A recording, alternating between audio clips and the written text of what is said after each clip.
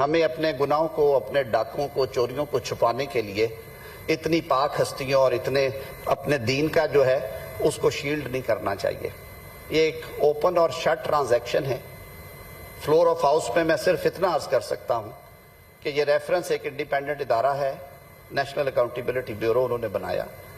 Case صرف اتنا تھا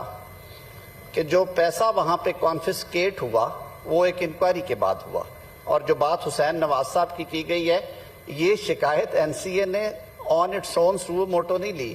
یہ اس وقت کے معاون خصوصی وزیر اعظم پاکستان شہزاد اکبر مرزا نے یہ درخواست دائر کی تھی،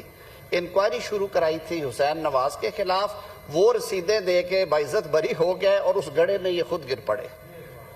یہ کیس ہے سر، انہیں کلیئر کر دیا گیا جب یہ رقم ساری کیلکولیٹ کر کے انہوں نے کانفسکیٹ کر لی۔ نیشنل کرائم ایجنسی کے رول کے مطابق یہ اسٹیٹ بینک آف پاکستان کے ڈاکٹر صاحب اکاؤنٹ نمبر 1 میں آنی تھی۔ یہ 59 ارب روپیہ تھا اس وقت کی تقسیم کے مطابق، جو پاؤنڈ کا اور اس کا فرق تھا۔ جناب چیئرمین، کابینہ میں ایک بند لفافے میں نوٹ لا کے حشپ کر کے بغیر ڈیبیٹ کرائے ایکس ایجنڈے کے طور پہ ایک کانفیڈینشیلٹی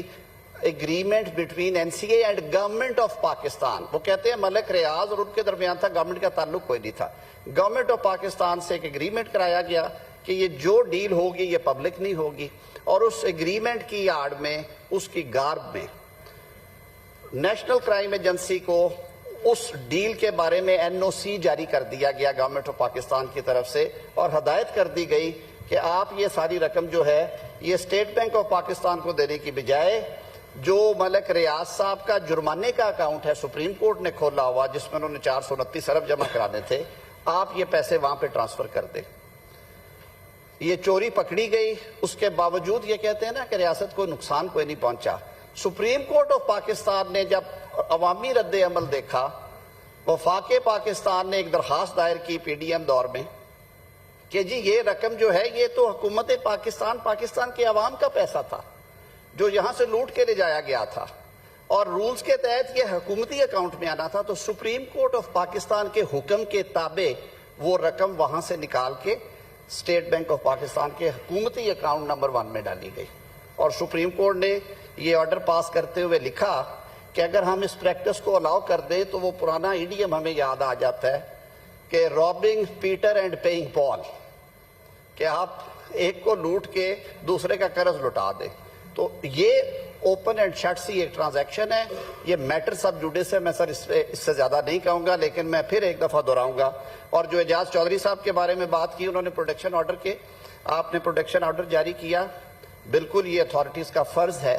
کہ اس پروٹیکشن آرڈر پہ عمل ہونا چاہیے، لیکن پھر میں بڑے افسوس کے ساتھ، دکھی دل کے ساتھ یہ بات کرتا ہوں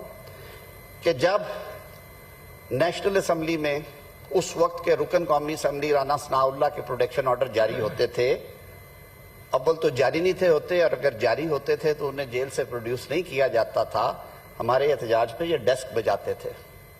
جب خواجہ سعد رفیق کے پروٹیکشن آرڈر کی بے توقیری کی جاتی تھی نیشنل اسمبلی کے اسپیکر کی، تو ڈیسک بجائے جاتے تھے۔